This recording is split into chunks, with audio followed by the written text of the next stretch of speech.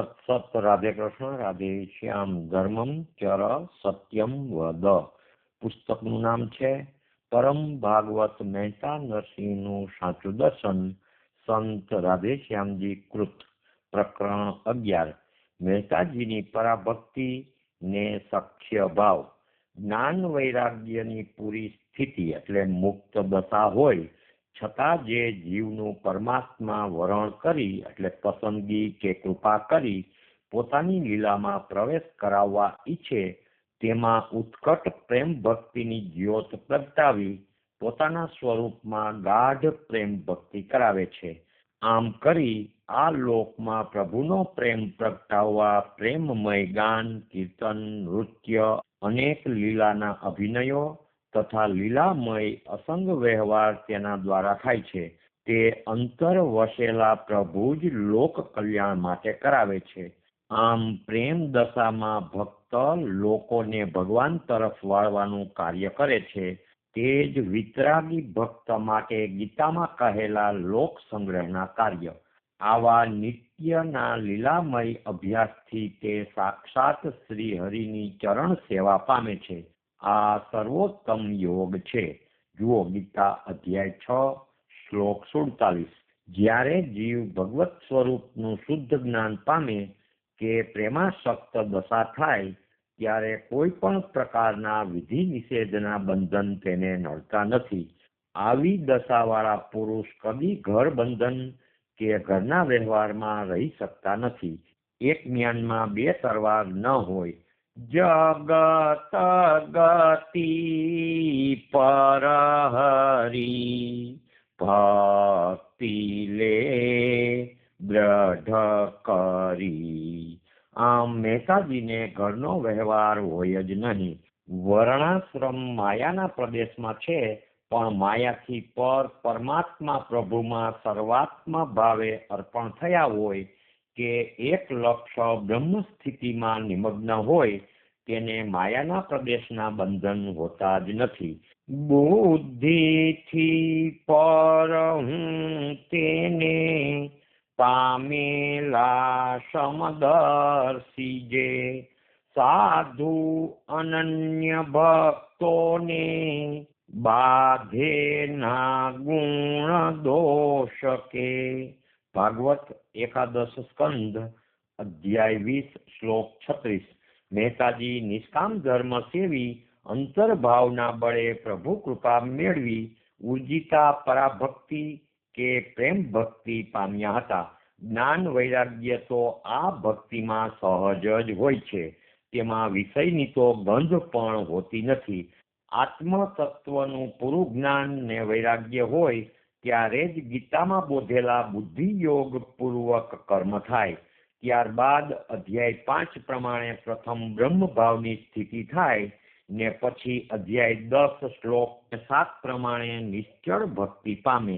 વિભૂતિ મહિમા મારો યોગ શક્તિ કળે નર અચળ ભક્તિ યોગેથી જોડાયે ત્યાં ન સંશય. રસિકતા એટલે ચિત્ત શુદ્ધિ પછીનો બ્રહ્મભાવ તેમણે બહુ સૂક્ષ્મતાથી વ્યવહારમાં મૂક્યો હોય. તેથી જ તે ગાય બતાવે.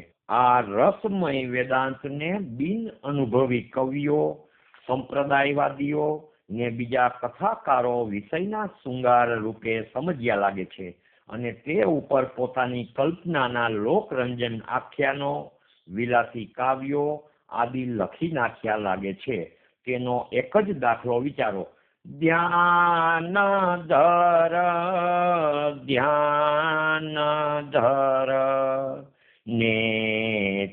નેત્રમાં નાથ છે અંતર ભાળની એક સુરતી. મહેતાજીના આ પદમાં સુરત સંગ્રામમાં વિલસે રંગમાં દરસશે દેહીનું માન મરતા. આમ છે ત્યાં સુરત સંગ્રામ એટલે એકાગ્ર ધ્યાન વૃત્તિ, સૂક્ષ્મ ઇન્દ્રિયોથી અતિ સૂક્ષ્મ ધ્યાન વૃત્તિ, જેને આદિ શંકરાચાર્ય સ્વરૂપાનુસંધાન કહે છે તે. આમ પરમેશ્વરમાં લીન થતી અતૂટ ધ્યાન વૃત્તિ. આ ખરો અર્થ મેલી વિષય રમણ એવો અર્થ સાહિત્ય ક્ષેત્રમાં કરી નાખ્યો. કેમ કે કોઈ શૃંગારી કે સાંપ્રદાયિક કવિએ આ લીટી પરથી સુરત સંગ્રામ નામનું આખું શૃંગારિક કાવ્ય રચી કાઢ્યું છે અને બિન અનુભવી લોકોએ મહેતાજીના પદના સંગ્રહમાં ભેળવી દીધું દેખાય છે. વસ્તુતઃ આ પદમાં તો કેવળ ધ્યાન યોગ જ વર્ણવ્યો છે. સાપેક્ષ જ્ઞાનની કક્ષાએ છેવટનું અનંત જ્ઞાન પરમ રસરૂપ છે. સર્વત્ર બ્રહ્મ ભાવ પછી જ કૃપાપાત્ર જીવોને આ રસમય ભાવાવેશ પ્રગટે છે. તેથી જ પરમાત્માને તૈત્તિરીય ઉપનિષદ રસો વૈ સહ કહીને વર્ણવે છે. પ્રેમી ભક્તો ને તે સ્થિતિ પામેલા જ્ઞાનીઓ આ બ્રહ્મ રસમાં મગ્ન રહે છે. ભક્તો ગાય છે મર્મમાં, તે લોકો ખોટું સમજે છે ને સ્થૂળ વિષય ને શૃંગારમાં લઈ જાય છે. ધ્યાન ધર નેત્રમાં નાથ છે. એ પદ પરથી દેખાશે કે મહેતાજીને યોગ સાધનનું પણ જ્ઞાન ને ગતિ હતા. પરમ ચતુર શિરોમણી નાગર નરસિંહ પ્રભુનું સખ્ય પામ્યા તે જ્ઞાનમય ધર્મકર્મ ને અતિ ઉત્કટ પ્રેમાસક્ત સતત સ્વરૂપ લેહથી. ગીતાનું જ્ઞાન એ જ તેનું પ્રથમ જીવન હોય. આથી તેના પદમાં લોકબુદ્ધિથી પર અનુભવ રૂપ સચોટ તત્વજ્ઞાન ને આત્મબોધ ઝળકી ઉઠે છે. સાથે સાથે શ્રી કૃષ્ણમાં ઉત્કટ પ્રેમ અનુરાગ તરી આવે છે. પેલું પદ છે પ્રેમ રસ પાને તું મોરના પીછધર તત્વનું ટૂપણું તુચ્છ લાગે. બીજું પદ છે નંદનાનંદ શું નેહ જે ને નહીં તે રે માનવ ખર શ્વાન તોલે. ત્રીજું પદ છે પ્રશ્ન કીર્તન વિના નરનીત સૂતકી વિમળ કીધે વપુ શુદ્ધ નો યે. ચોથું પદ છે ધ્યાન ધર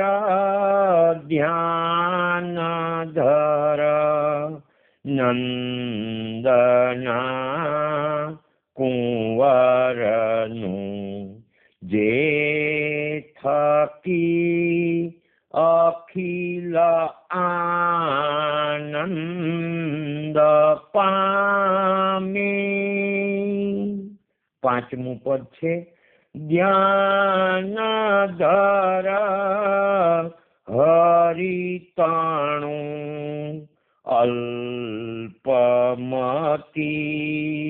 આળસુ જે થકી જન્મના દુઃખ જાય. છઠ્ઠું પદ છે સાધુ સાચે ભજો ચરણ ગોવિંદના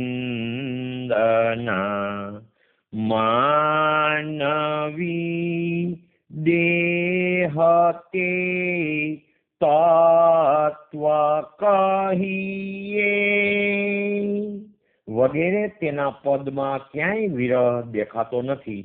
એટલે પૂર્વ સાધન યોગે ભગવાનના દિવ્ય સ્વરૂપનો સાનુભાવ તેને સદા રહેતો હોય તેમ સિદ્ધ થાય છે.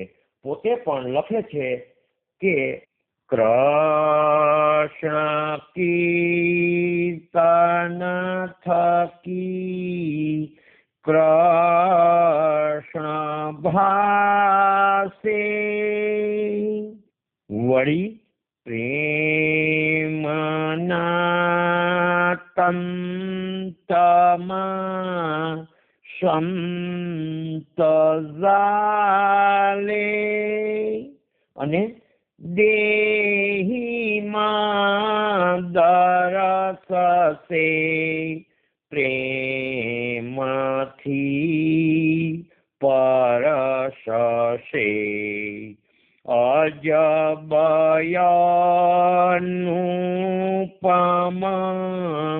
મધુર મૂર્તિ વળી દરસશે દેહીનું માન મરતા અને આપથી અન્ય અળગા દેખે નહીં નરસિંહ પાસુ તે કોણ તાણી અને પાસે છે પિયું આલ્યા તેને નવ પરખિયા વગેરે.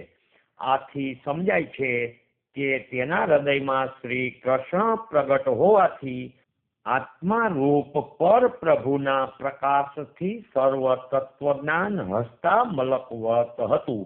એટલે હાથમાંના આંબળા જેવું હતું.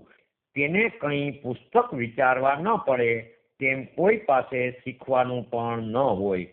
કીર્તન આદિ રાસ આદિની ભાવ પ્રેમની રીત પણ આપોઆપ બધું પ્રગટ ભાવ બળે સ્ફુરે.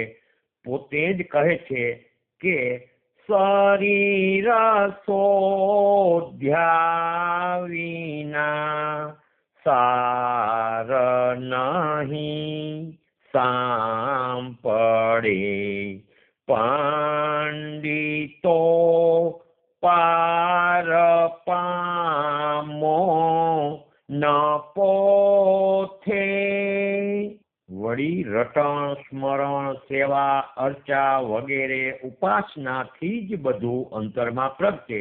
જુઓ ગીતા અધ્યાય 10 શ્લોક 10 અને 11. ચિત્ત ચોડી સદા એવા મને પ્રેમે ભજી રહે બુદ્ધિ યોગ દઉં તેવો જેથી તે પામતા મને તેના પરે કૃપા કરવા આત્મભાવે રહેલહું અંધારું જ્ઞાન દીવાથી ટાળું અજ્ઞાનથી થયું. આમ આત્મા રૂપ પ્રભુના પ્રકાશથી સર્વ ધર્મ જ્ઞાન વૈરાગ્ય અને ભક્તિભાવ નિત્ય નવા એક સરખા બન્યા રહે. આવી સર્વ ત્યાગ રૂપ પ્રેમ ભક્તિનો ભાવ તે સિદ્ધ દશા. આગળ છે મહેતાજી ને સખ્ય ભાવ. મહેતાજી ભગવાનને સખી ભાવથી ભજતા, તેથી સ્ત્રીના વસ્ત્રો પહેરી નાચગાન કરતા અને સ્ત્રીઓના સંગમાં રહેતા. આ વાત પ્રેમ ભક્તિમાં તદ્દન અસંભવિત ને વિષયી સંસારી લોકોએ જોડી કાઢેલી છે. કારણ કે મહેતાજી તો ગીતા અધ્યાય 6 શ્લોક 47 બતાવ્યા પ્રમાણે સૌ શ્રેષ્ઠ પ્રેમાસક્ત અવધૂત યોગી હતા. તેની આસપાસ સેવા કરનારા કે સત્સંગી ભગવદીય પુરુષો હોઈ શકે, એટલે સાધુ સ્વભાવના સમજુ સજ્જનો હોઈ શકે, સ્ત્રીઓ કે બાવા ન હોય. સાધુ શબ્દ સત્પુરુષો માટે વપરાય છે અને મહેતાજીએ પણ તેના પદમાં તે જ અર્થમાં વાપર્યો છે. અનુભવ સિદ્ધ શાસ્ત્ર ધર્મ વિરુદ્ધ સ્ત્રીઓનો નિકટ સંગ ભક્ત કે જ્ઞાનીને સંભવી શકે જ નહીં. તો પછી સ્ત્રીના વેશભૂષાની તો વાત જ સી. નકલી નાચગાનથી કે સ્ત્રીના વેશભૂષાથી સખી ભાવ બતાવનારા તો ઘોર અજ્ઞાની જ હોય. સખી ભાવ એટલે સર્વાંશે શ્રી હરિમાં પોતાપણાની અર્પણતા અને ઉદાર પરમાર્થ ભાવ.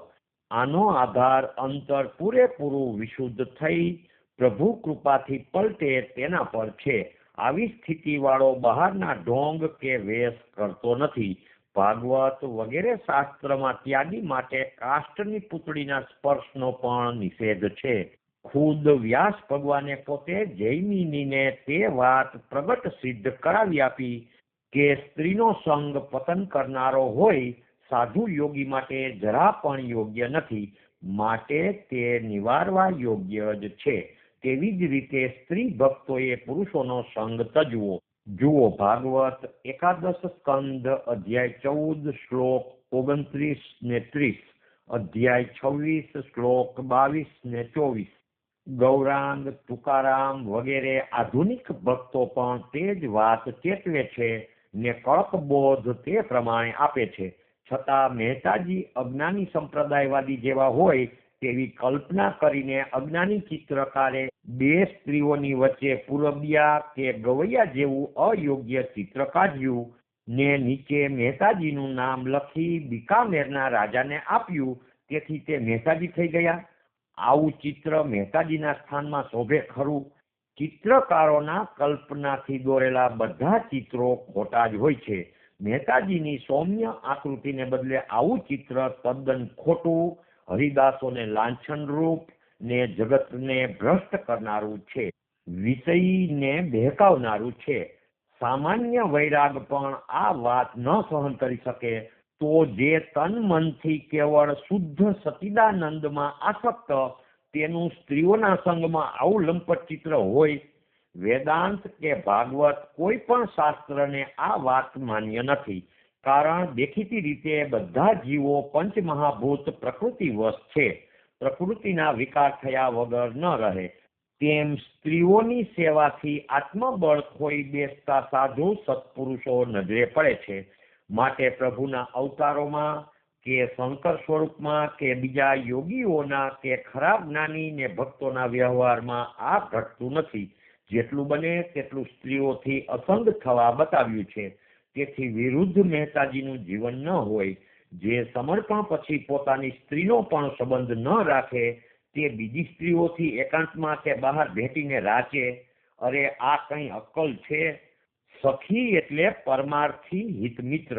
તે માટે સંસ્કૃત સખીન શબ્દ છે. ફારસી ને ઉર્દુમાં ઉદાર દાનશીલ પુરુષને સખી કહેવાય છે. સ્ત્રીનો વેશ કરવો તે તો ભક્તિ નહીં પણ ભવાઈ કહેવાય. મીરાબાઈ સ્ત્રી મંડળમાં છૂટથી ખેલતા, ગૌરાંગ પુરુષ ભક્તોમાં, તેમાં કોઈ સ્ત્રી હતી? ભાવ ભજનમાં ભળવામાં પણ સ્ત્રી ભક્તને સ્ત્રી ભક્તોનો ને પુરુષ ભક્તને સાધુ સ્વભાવવાળા પુરુષોનો સંપર્ક શોભે કે યોગ્ય? દેહ તો માયા છે. પુરુષ દેહ માટે સ્ત્રી દેહ માયા છે ને સ્ત્રી દેહ માટે પુરુષ દેહ માયા છે, જે ખબર વગર વિકાર કરે છે. અત્યારે પણ સાચા ભક્તોની રહેણી આવી જ હોય છે. સર્વમાં બ્રહ્મ આત્મા રૂપે છે, પણ દેહ સ્પર્શની ચોખ્ખી મના છે. આ રીતે હાલમાં રામ ને કૃષ્ણના પણ ન ઈચ્છવા યોગ્ય આવા મર્યાદાહીન ચિત્રો નીકળે છે. તેમને અજ્ઞાની લોક સાચા રામ સીતા કે કૃષ્ણ રાધા માની લે છે. ચિત્ર બધા ખોટા ભવાઈ, નાટક, સિનેમા કે જાહેર ખબર જેવા ચિત્રે છે, જેમાં સ્ત્રી તો હોય જ. તેથી લોક સમાજમાં બગાડો થાય છે. શંકર જેવા મહાન યોગીને પણ સ્ત્રીઓ સાથે ચિતરે છે. આ અનર્થ રૂપ છે. દેવની અંદરની જે શક્તિ તેને આ વિષય લોકો નારીનું રૂપ આપે છે. રાધા એટલે આનંદમય સ્ફૂર્તિ કે ભક્તિ, વાસ્તવિક સ્ત્રી દેહ નહીં. મહેતાજી ચોખ્ખું કહે છે કે અખિલ શિવ આધ્યાનંદમય કૃષ્ણજી સુંદરી રાધિકા ભક્તિ તેની. બીજા પદમાં પણ કહે છે કે ભક્તિ તે રાધિકા. આમ જગત જૂઠું છે ને જૂઠ પર ચાલે છે ને જગતનો વ્યવહાર પણ જૂઠો કહેવાય છે. મહેતાજીના આત્મજ્ઞાન ને પ્રભુના શુદ્ધ સ્વરૂપના પ્રેમને દુષ્ટ વિષયનું રૂપ આપનારા ચિત્રો કે લખાણ કેવળ નિદાસ્પદ છે. મહેતાજીની ભક્તિમાં ક્યાંય જળ તામસ સાંપ્રદાયિક નાળું પણ નથી. અર્થાત સંપ્રદાયોની પેઠે રામ, કૃષ્ણ કે નારાયણ એમ એક જ નામને બદલે તેના પદમાં રામ, કૃષ્ણ, શ્યામ, માધવ, નારાયણ, હરિ, વિઠ્ઠલ, દામોદર, મોહન, ગોપાલ, ગોવિંદ, ગોપીનાથ વગેરે પરમાત્માના બધા નામ જ્યાં ઘટે તેમ યોગ્ય રીતે વાપર્યા છે. પ્રેમ ભક્તિ બધા વિધિ માર્ગથી પર છે અને ભગવાન જેનું વરણ કરે તે લીલાના ભક્તને જ ભગવત કૃપાથી તે પ્રાપ્ત થાય છે. સાધનથી પ્રાપ્ત થતી નથી. આ જાતની ભક્તિ એક અનોખો માર્ગ છે. એટલે જ્ઞાન માર્ગમાં તેને અવધૂતની સ્થિતિ કહી શકાય. આવા પ્રેમી ભક્તને આ લોકમાં કંઈ વહેવાર કે વસાવવાનું જ ન હોય. અહીંનું બધું ફના કરી ઉડાડી દેવાનું હોય. કે બીજા સંપ્રદાયિક, ગામડિયા કે અધવધરા વેપારી ભક્તો જેમ પોતાની જગ્યા, મંદિર, આશ્રમ આદિ બાંધે કે કોઈ સંસ્થા ચલાવી વ્યવહાર કરે તે બની શકે નહીં. તેથી તેનું સ્થાન આવા ભક્તો, સાધુ સંન્યાસીઓ, બાવાઓ વગેરે કરતા અતિ ઊંચું છે. શ્રી કૃષ્ણચંદ્ર દેવ કી જય. દ્વારિકાધીશ કી જય. રણછોડરાય કી જય. નરસિંહરામ મહારાજ કી જય. સદગુરુદેવ કી જય. રાધે શ્યામ, રાધે શ્યામ.